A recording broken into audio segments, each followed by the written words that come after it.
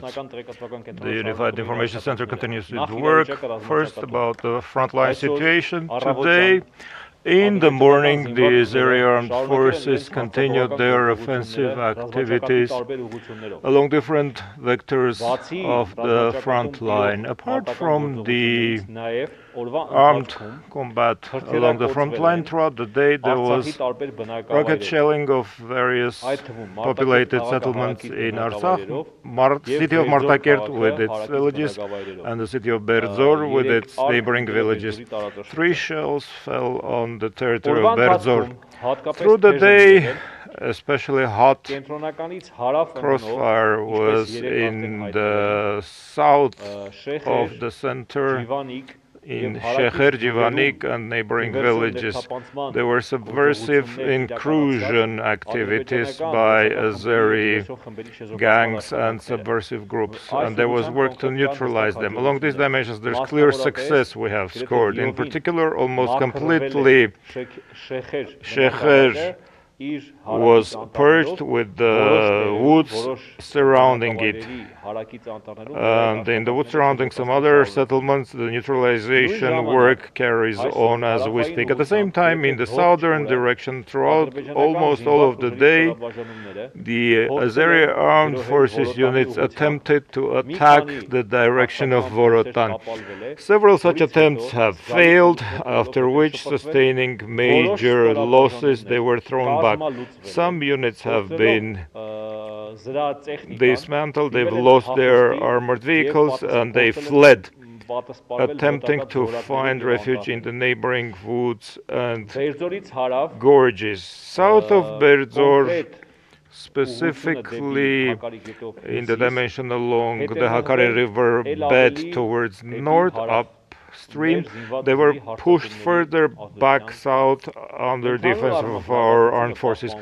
The general tension is preserved. The main battles are in different nidai. There are no clear lines of separation. Along different roads, rivers and nidai, there are attempting offensives that are neutralized by our armed forces. This is the real situation on the ground.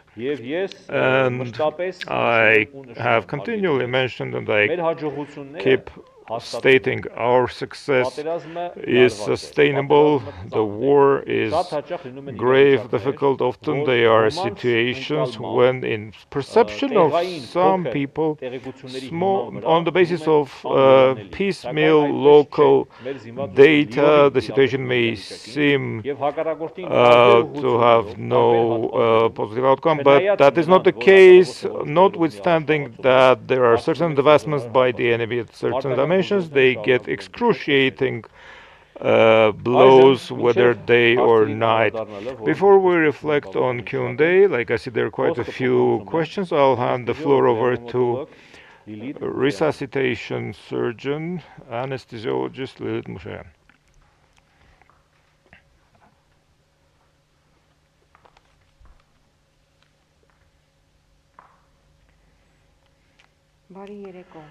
Good evening, dear compatriots, comrades in arms, my people. Yes, we're at war as we speak. Everyone participates in the war, whether it's the state, whether it's the population at large, all Armenians. For us, the visible war is fought at least along 2 front lines. One is in defense of our borders, preserving our identity and survival, and the other front line is the fight against coronavirus disease. And we have a retreat with respect to the pandemic, since a particular segment of the population has ceased to properly fight the disease and no longer abides with the regulations, and that annihilates the efforts of those who fight it. In order to get the virus defeated, we all have to, in an atmosphere of mutual assistance, act in unison. I do not doubt that there will ever be anyone who will disagree that all of our potential needs to be invested in the battlefield. There is no denying that the coronavirus results not only in adding to the state's expenditure, but it also takes up valuable time of the medical professionals not to deal with those hit with arms and ammunition, but those hit with the virus. The infected are dropping out from the fight for the motherland throughout the course of their treatment, as well as thereafter while convalescing, because that takes a lot of time as well. They drop out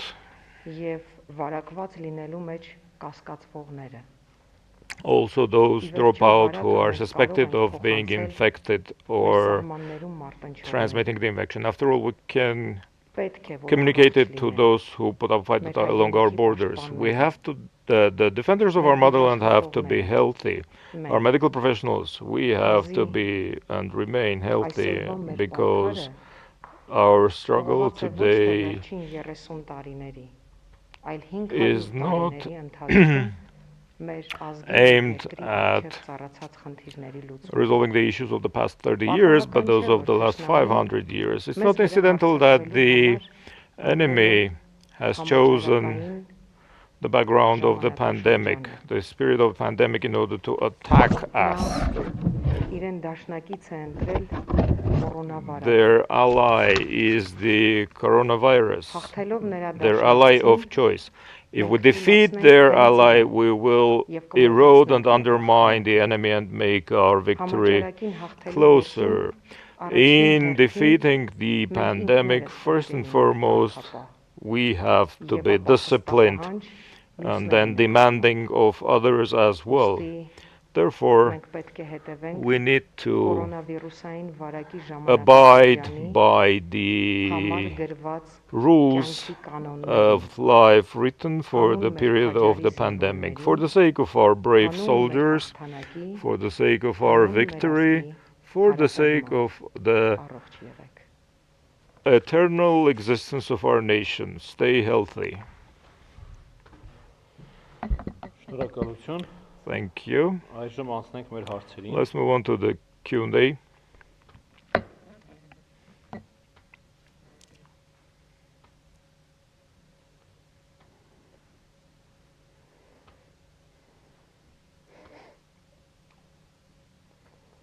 Factor AM.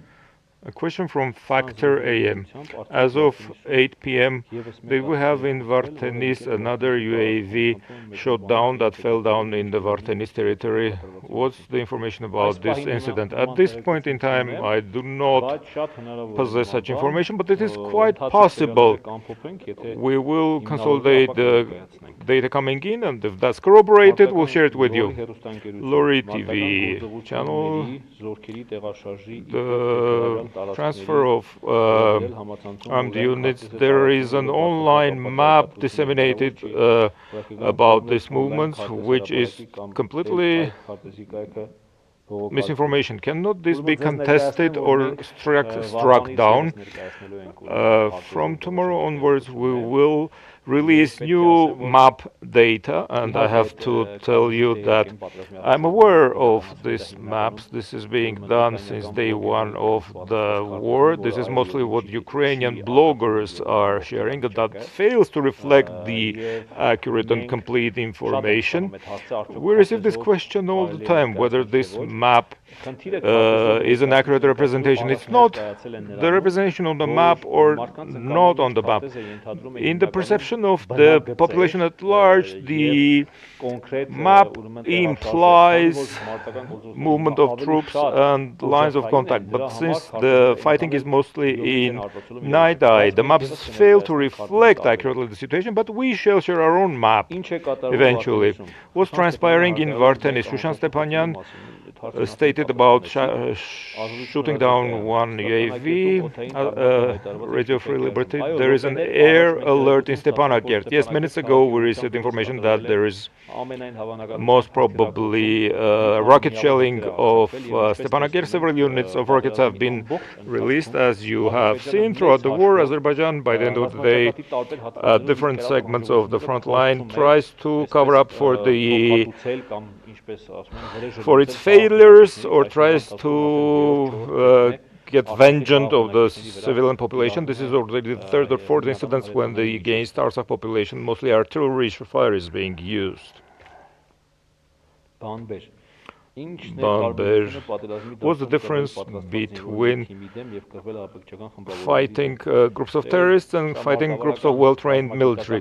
These are tactical issues pertaining to the military science, but believe me, sometimes this difference is significant and great, sometimes it's irrelevant, depends on the situation. 24 times. What primary items are required and needed by the troops at the front line? The troops at the front line do not need anything in particular. Whatever minor needs emerged on the fly, they are addressed and resolved through the relevant services, logisticals. If anyone wants to be of help in any matter, we've already made statements to that effect. There are appropriate addresses that you have to. Mostly it's the Ministry of Emergency Situations that coordinates these efforts, and the relevant hotline numbers and addresses of the MOD have already been published by us. And if we're talking about fundraising, then we have emphasized more than once. The funds have to be directed to the Pan-Armenian Fund, or All-Armenian Fund, and the fund for the insurance of the military servicemen. Try to use those two receptacles. Could one say that the density of fire has lessened along the line of contact compared to the initial days? Yes, by the end of the day, it's not the same. It's after all, the sides are sustaining losses, the armed forces are losing their capacity and potential, and it cannot compare to the major offensive of day one.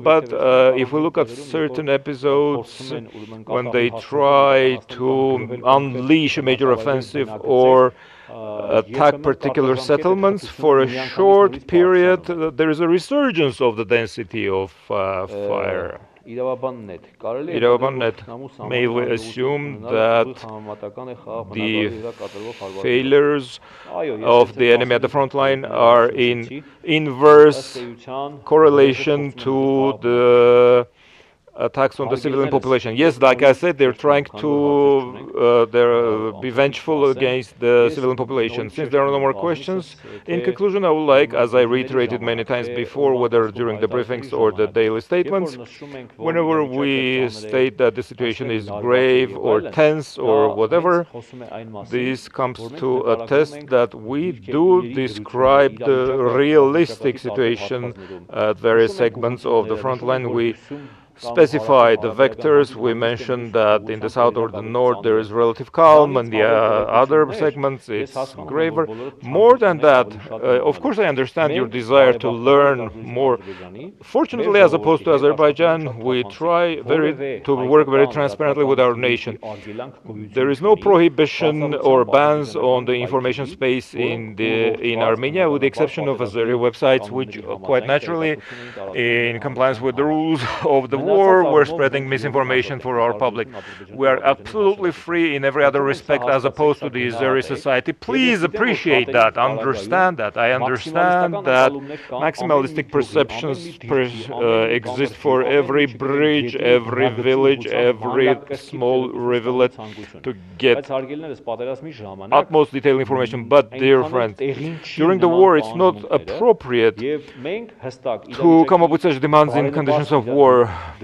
So we present the favorable situation as favorable, the grave situation as grave, but the dynamics of war is volatile. The situation fluctuates very rapidly, therefore one should not revert to absolute euphoria or the depression that some, especially over the internet, succumb to.